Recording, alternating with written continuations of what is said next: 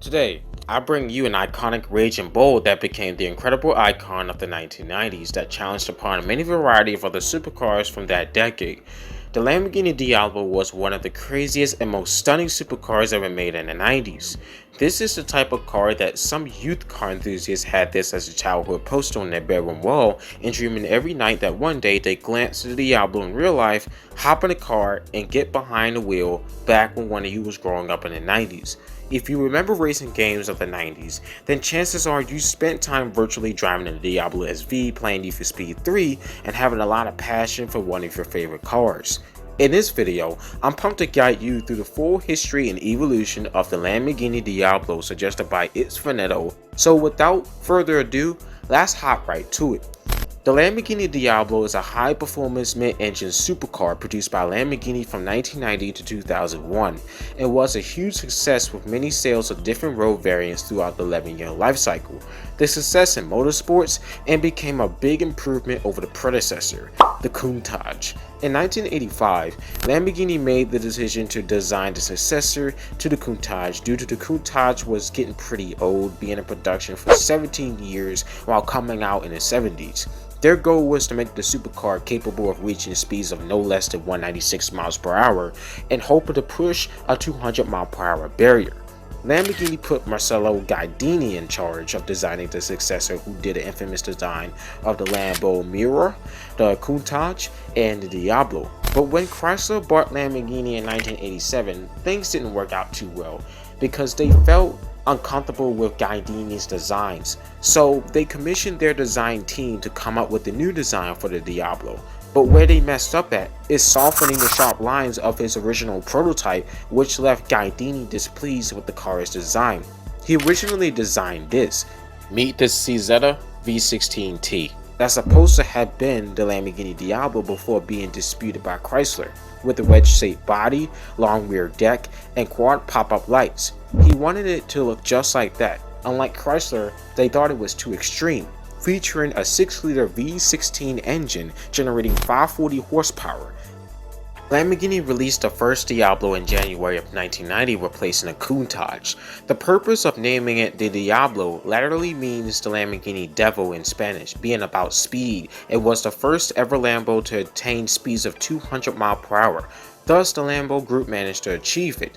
The first Diablo came with a 5.7-liter V12 that was capable of producing at 485 brake horsepower and 428 pound-feet of torque and was rear-wheel drive. The Diablo was tested reaching from 0 to 60 miles per hour in 4.5 seconds with a top speed of 202 miles per hour, which was the fastest production car in the world at the time before Bugatti's first supercar, the EB110, took the victory in 1991. Just like the first Countach, the Diablo had no rear wing, fog and pop-up lights, sharp edges, and better rear visibility than the later Countaches did.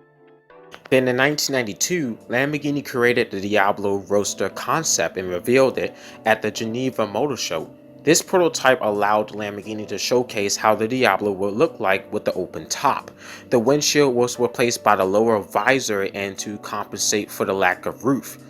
The chassis was reinforced and additions were made, boosting the size of the air intakes on the back wings and air ducts running on the sides, although it wasn't intended to reach production. However, many elements of the Roadster concept found their way into the future iterations, such as the Diablo VT and the VT Roadster.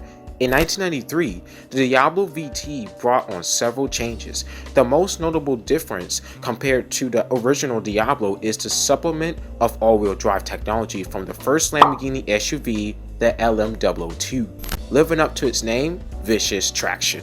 The purpose of all-wheel drive is to make it easier to control with 492 brake horsepower and go 0 to 60 down to 4 seconds, and to rival the EB110 all-wheel drive supercar.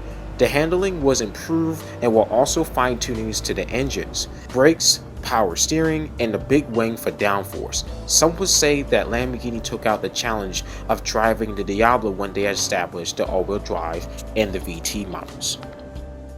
During the same year in 1993, Lamborghini released the limited edition Diablo SE30 to celebrate the 30-year anniversary of their automotive company, and only 150 units were built. This model was intended to be a race car that was street legal with increased engine upgrades over the standard Diablo and weighs lighter with the same 5.7-liter V12 cranking 523 brake horsepower and came back to rear-wheel drive to save weight. By 1995, Lamborghini created the entry-level Ultimate Diablo, named the Diablo SV, which stood for Super Veloce. This special Diablo revised the legendary SV badge that was last seen used on the Mirror SV, a noticeable feature of the SV decal, and the adjustable rear spoiler as standard. The exterior includes black tail lamp absence, repositioning lights, and an optional SV decals for the sides of the car with new 18-inch rails fitted to adapt the increased diameter brakes. The V12 engine was revised to generate 510 brake horsepower and 428 pound-feet of torque at the ear-gasmet 7,100 RPMs. One cool interesting fact of the SV is that this model marked the flagship car of Need for Speed 3 Hot Pursuit in 1998 and lives up to high childhood expectations along with the game. The Diablo SVR was the first Lamborghini to officially enter into racing by the factory. Debuted in 1996 and 31 units were made worldwide. The SVR is a lightweight competition version of the SV and strictly built for motorsport purposes. Like you expect from a race car, the SVR cockpit had a road cage, racing seat, a detachable racing wheel, and a 5-speed sequential stick. Also featuring the race-style sliding window, the front splitter and side skirts for aerodynamics with a massive carbon fiber wing with a diffuser and dual-tip exhaust. The pop-up headlights were replaced with open ducts for the front brakes. The engine was tuned and modified without any turbocharging involved, making 540 brake horsepower and 441 pound-feet of torque, made it to a 5-speed manual. Making the first race debuted at the 1996 24 Hours of Le Mans and went strong to start to finish without serious issues. Lamborghini also expanded racing and Japanese Grand Touring Championship with the SE30 Hota race car in 1995 through 1996 and competed races like the 10 Hours of Suzuka. What's even more interesting and rare from Lamborghini you didn't know existed, they built the Diablo GT1 Stradale following the footsteps of Porsche's GT1 in 1996. Lamborghini requested France's SAT design to develop the racing version of the Diablo to enter in GT1 class racing, but unfortunately, financial difficulties surrounding Lamborghini at the time forced the company to not go further with the project. If the project had got the go-ahead, then chances are the Diablo GT1 would have partaken races with the McLaren F1 Longtail and Porsche 911 GT1. Just like that Porsche, the Diablo GT1 is a road-going version of a racing car. It is very fast, very powerful, and sounds very intimidating as it looks, with a 6-liter V12 rocketing 655 brake horsepower, and the GT1 weighed a total 2,500 pounds, making the lightest Diablo ever made. Since Lamborghini failed to attempt to enter GT1 racing, they decided to enter the Diablo in GT2 class racing and develop the Diablo GT2 Evoluzione, following the success of the Diablo SVR with 600 brake horsepower, which later became the basis for the Diablo GTR in 1999. After that, the new entry-level trims of the Diablo received a mid-cycle facelift in 1999 for the Diablo GT, SV SE35 to celebrate the 35th anniversary, and the VT models. But essentially, the Diablo GT was a track version of the standard Diablo and featured mostly carbon fiber. The most obvious was the front end with the integrated headlamps. If you know Japanese cars like the Nissan 300ZX or even own one, they both guaranteed share the same headlamps as Nissan Lamborghini altogether. Why is that? Because the headlights are actually similar to the Diablo shape layout, so Lamborghini used them on the final Diablos to appear modern so the car don't look old, just like what Honda did with the NSX. YouTuber Rob Dahm, one of the popular Diablo owners, also made that clear to some people who didn't believe it, so props to him. The Diablo GT includes an enlarged engine displacement stroke from a 5.7 to 6-liter V12, providing more power and torque, figures of 567 brake horsepower and 465 pound-feet of torque, and screams up at 7,300 RPMs respectively, and achieves a top speed of 210 miles per hour, making the fastest Lamborghini for a long time from a naturally aspirated engine.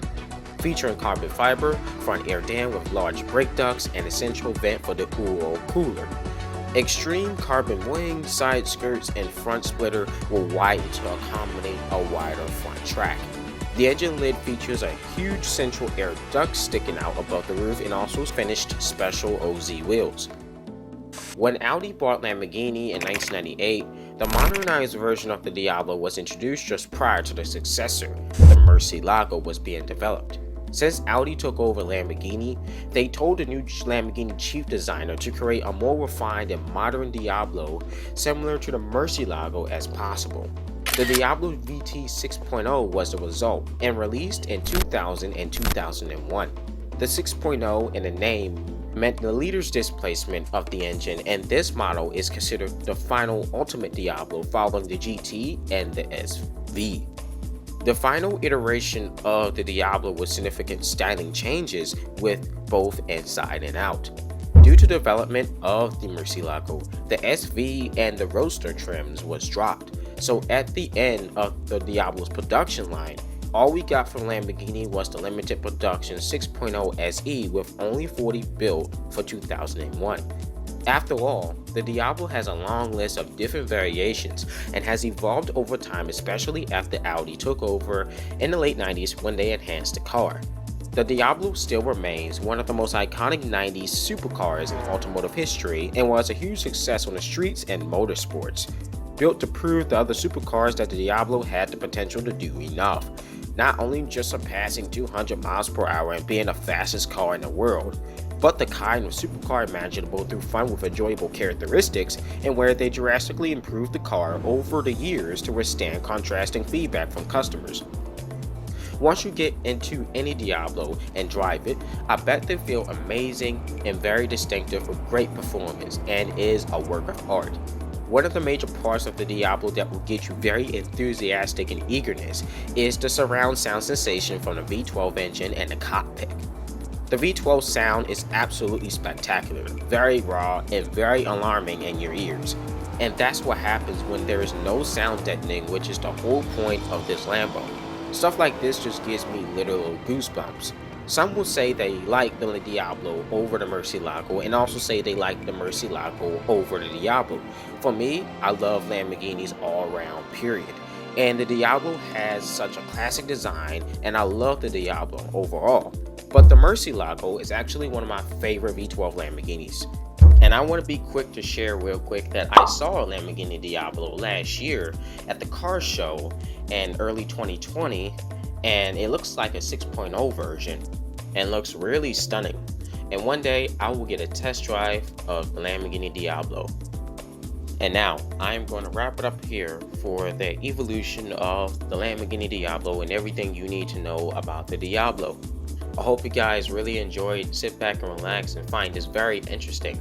If you did, then don't forget to hit that like button and I'll see you next time for some more upcoming videos. And you are more than happy and welcome to give me any car suggestions anytime you want in the comments.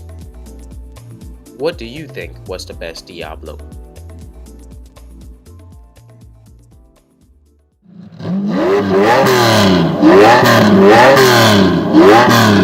Wow.